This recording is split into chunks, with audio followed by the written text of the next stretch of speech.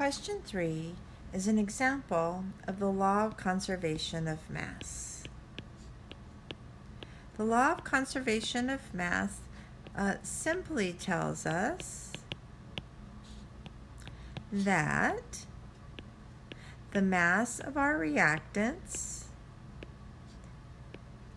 must equal the mass of our products.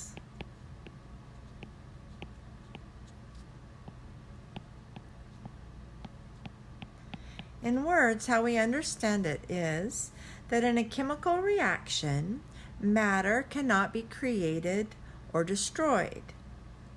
As a result, the matter that we start with during a chemical reaction rearranges to form new substances. But because nothing is created or destroyed, the mass of the reactants must equal the mass of the products. So, in question 3, if 215 grams of silver reacts with 32.1 grams of sulfur, how many grams of silver sulfide will be formed?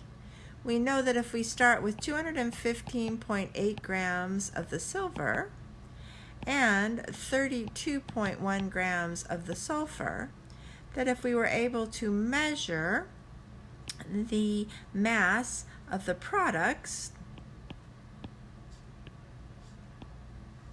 we would get 247.9 grams because the reactants mass must equal the products.